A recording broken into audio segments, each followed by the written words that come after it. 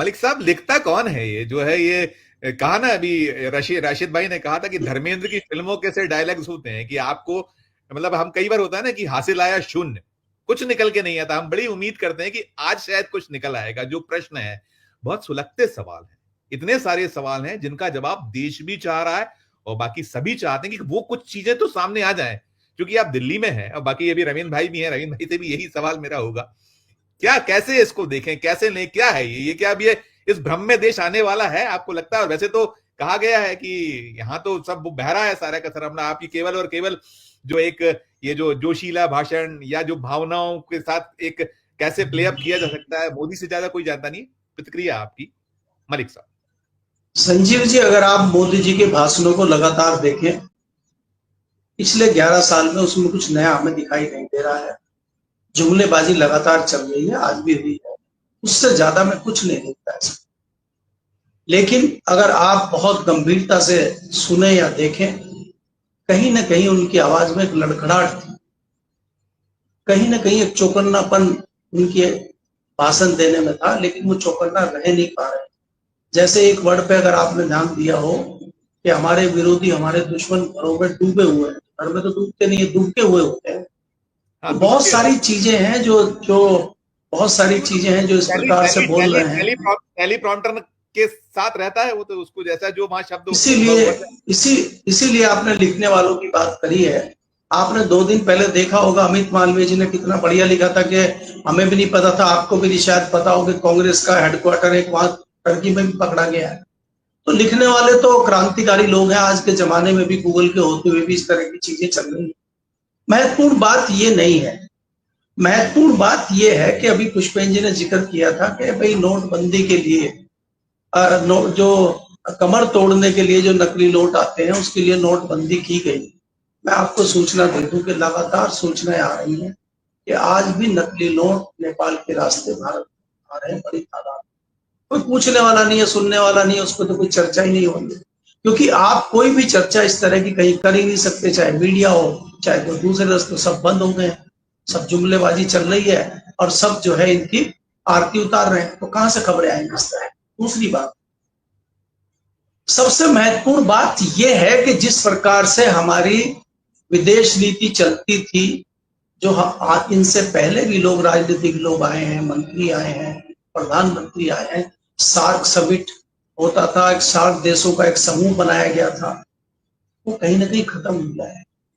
सबसे महत्वपूर्ण बात यह है कि भारत का साथ देने के लिए एक भी देश नहीं आया, जिसको आपने चंद रोज पहले हथियार भी दिए हैं, बाकी चीजें दी है, सहायता दी है, मेहमान भी आपके साथ नहीं खड़ा हुआ।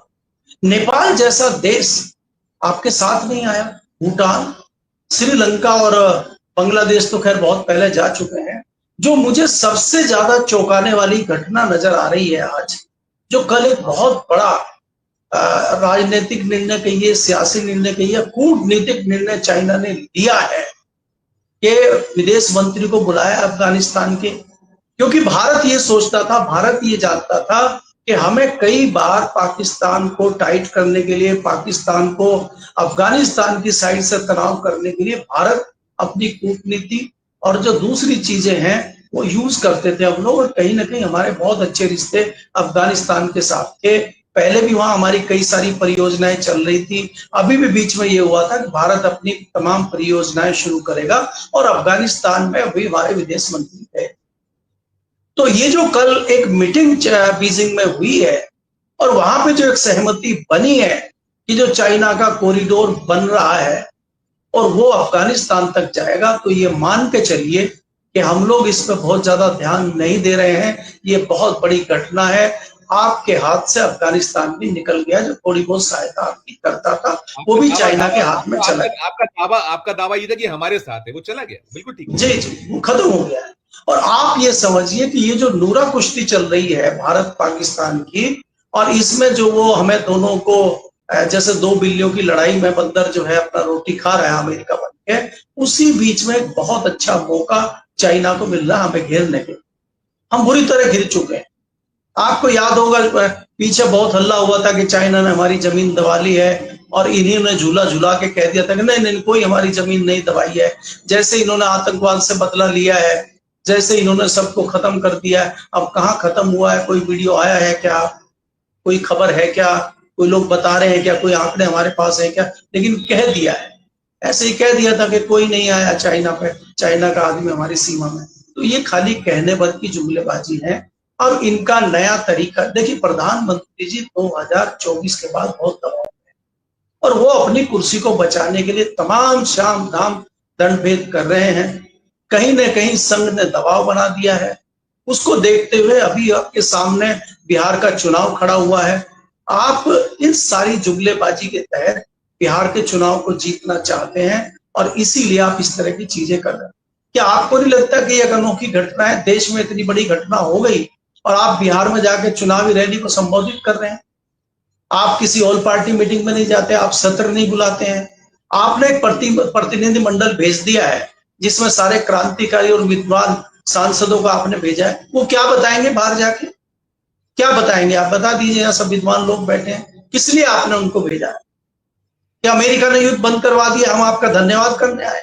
तो ये सब मजाक आज देश में चल रही है और देश के लोगों को अभी तक कुछ समझ में नहीं आया। कितना आप दावा करिए, कितना आप कहिए कि लोग जो है नाराज हो गए हैं और लोग इनकी सारी रणनीति समझ गए, कोई नहीं समझा है। सबको यही जुमलेबाजी चाहिए।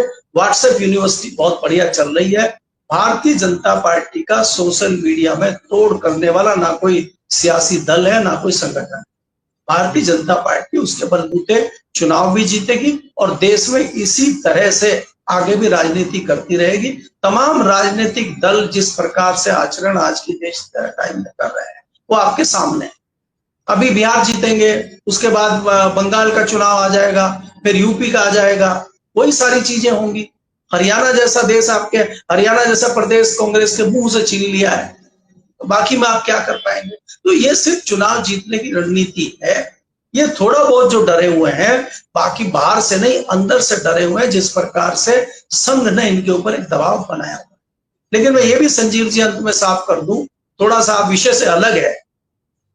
संघ ने जिस तरह से इनको कहा है कि भाई आपको हटना होगा, 75 साल के आप हो जाएंगे सितंबर में, मेरी जो सूचना इन्होंने कह दिया रायता बिखेर देंगे। पुष्पेंद्र जी वाली जो भाषा है कि रायता बिखेर देंगे, हम नहीं पिएंगे तो आपको भी नहीं पीने देंगे, हम नहीं तो कोई नहीं। हमारे बाद भले ही भाजपा सत्ता से बाहर हो जाए, अगर हमें हटाएंगे तो किसी को नहीं बनने देंगे। इस रणनीति पे ये उतर आए। तो ये सिरदर्दी खाली बाहर के लिए नहीं है, ये अंदर के लोगों के लिए भी सिरदर्दी बने हुए हैं। अब क्या हास्य होता है, क्या आने वाला समय बताता है। मैं फिर अंत में यही कहना चाहता हूं कि जो देश हमारे साथी थे, हमारा सम्मान करते थे, बड़े भाई की भूमिका में हम रहते थे, नेपाल, भूटान और बांग्लादेश का तो कितना बड़ा एहसान बांग्लादेश हमारा मानता था, आज वो भी हमारा दुश्मन हो गया है। तो ये भारत के लिए बहुत दुर्भाग्यपूर्ण स्थिति है और आने वाले समय में हम इसको ठीक नहीं कर पाएंगे जो आज की परिस्थितियां हैं। अंत में संजीव जी ये भी मैं कहना चाहता हूं कि अगर आप देखेंगे जितनी हमारी बात होती है, जितनी जगह हमने खुद देखी है, जितनी जगह मैं गया हूं, वहां पे घरों का दरवाजा बांग्लादेश में खुलता है और वहां पर भयंकर करप्शन जो है हमारी बीएसएफ और दूसरी तमाम एजेंसियां करती हैं। वहां से सीधे लोग अंदर आते हैं, सीधे बाहर जाते हैं। उसको आप कैसे कंट्रोल करेंगे?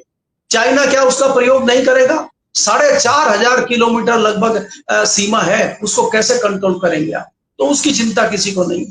जी।